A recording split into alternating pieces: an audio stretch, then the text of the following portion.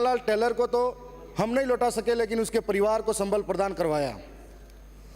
परंतु इस शंकरलाल मेघवाल के परिवार के साथ में 31 लाख का मुआवजा दिया गया, तो सरकार पक्षपात क्यों करना चाहती है? मैं ये कहना चाहूँगा कि इस देश के अंदर दो विधान है क्या, कि एक को करोड़ रुपए का मुआवजा और सरकारी नौकरी, दूसरे को 31 लाख का मुआवजा। कहाँ तक कैसी मानसिकता दलित आदिवासी के प्रति दिखती है? साथ में कोई ऐसा जिम्मेदार सरकार का मुखिया इस और सलूम्बर के अधवास में घटना घटी थी, जहां पर तलवार से एक शिक्षक को गर्दन से अलग कर दिया था, साथ में उनके पिताजी के भी हाथ काट दिया था।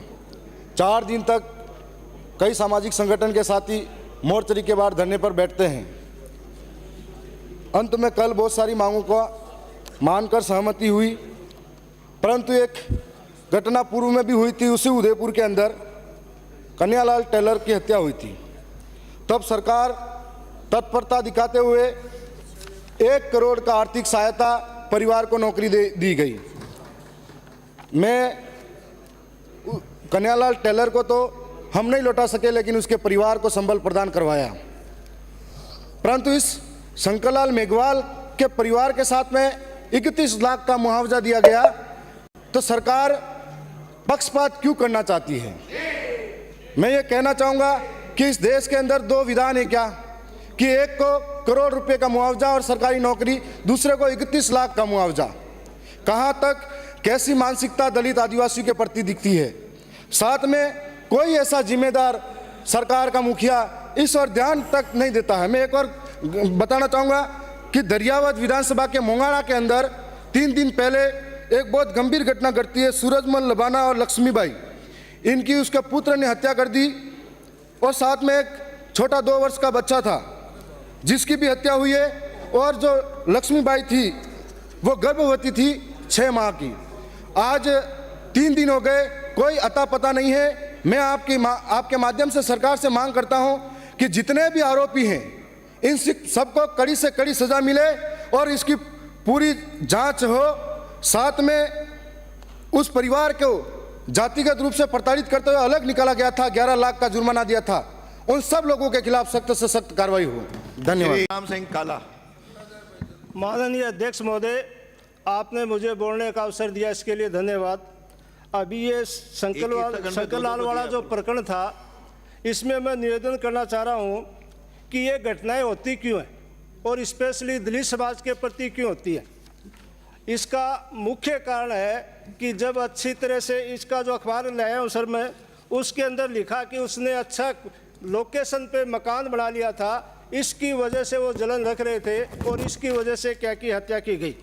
ये प्राथमिक विद्यालय में टीचर था। और यही नहीं सर, इससे पहले सूरजगढ़ के अंदर एक बड़ौदा गांव के अंदर वाल्मीकि समाज का व्यक्ति था रामेश्वर, उसकी ठेके पे इसलिए हत्या कर दी गई कि उसने ठेके पे दारू नहीं ली गई। इसी प्रकार से 17 वर्षीय लक्ष्मण मेघवाल बीकानेर का, वो उसकी पीट कर हत्या कर दी गई। वो क्या कि 19 तारीख को जुलाई को थाने के अंदर जाते हैं, थानाधिकारी से क्या कि मांग करते हैं और अनुरोध करते हैं कि साहब हमें मदद दी जाए। वहाँ का थानाधिकारी किसी प्रकार की कार्यवाही करने से मना कर देता है और उसको क्या कि 17 वर्षीय लक्ष्मण मेघवाल को पीट कर मार दिया जाता है। तो मैं आप लोगों से निवेदन करना चाहूँगा, साहब ये सामाजिक मुद्दे हैं और समाज का जो ताना बाना है इससे बुरी तरह से प्रभावित होने की संभावना है। तो इस प्रकार की गतिविधि की जाते हैं, उसमें प्रशासन क्या कार्रवाई करता है, उस बड़ौदा के थानादार के विरुद्ध क्या कार्रवाई की गई, बीकानेर के अंदर जो मेघवाल लक्ष्मण मारेगा उसके विरुद्ध थाना अधिकारियों के विरुद्ध क्या कार्रवाई की गई, जोधपुर के अंदर शेरगढ़ के अंदर मारा गया उसकी क्या कार्रवाई की गई। ऐसे अधिकारियों को सस्पेंड किया जाए और 1 करोड़ का मुआवजा दिया जाए। चर्चा नहीं होती। माननीय सभापति महोदय, आज आपने पर्ची के माध्यम से मुझे बोलने का अवसर दिया, उसके लिए आपका बहुत बहुत धन्यवाद। गंभीर घटना है माननीय सभापति महोदय, एक व्यक्ति को, दलित टीचर को तलवारों से काट के मार दिया गया और सरकार की तरफ से कोई जवाब नहीं, कोई व्यवस्था नहीं, परिवार को नौकरी नहीं। माननीय सदस्यों से निवेदन है कि ब्राजिए। अरे मैंने 2 लोगों से बुलवा दिया, संज्ञान में आ गया। आप तो बोलो, आप बोलो भले। हाँ बोलो, माननीय सभापति महोदय, आप तो बोलो ना, ये चलता रहेगा। आप बोलो। हनुमानगढ़ फिर मैं जिला, आपको नाम लूंगा, बाहर सदन उधर जाइए, वैल में नहीं, माननीय महोदय, वैल में नहीं। हनुमानगढ़ जिला कृषि प्रधान जिला है और खरीफ के मौसम में स्थानीय स्तर पर बोए जाने वाली मुख्य फसलें फिर आगे से ज्वार, कॉटन, धान, बाजरा, मूंग और मूंगफली इत्यादि है। गत वर्ष फिर आगे से इस सेकंड में नहीं, सुंडी के प्रकोप से के कारण स्थानीय किसानों को बहुत अधिक नुकसान झेलना पड़ा था। किसान कर्जे से उबर नहीं पाए हैं और बैंकों के लोन और आड़तियों के कर्ज भरने में असमर्थ हैं। इस बार कॉटन का बुआई क्षेत्रफल गत वर्ष के लगभग 2,06,000 हेक्टेयर से घटकर 1,07,000 हेक्टेयर यानी लगभग 47% कम हुआ है। अनुमति नहीं थी। कॉटन के विकल्प के रूप में नहीं दूंगा। स्थानीय किसानों द्वारा मूंग, धान, बाजरा,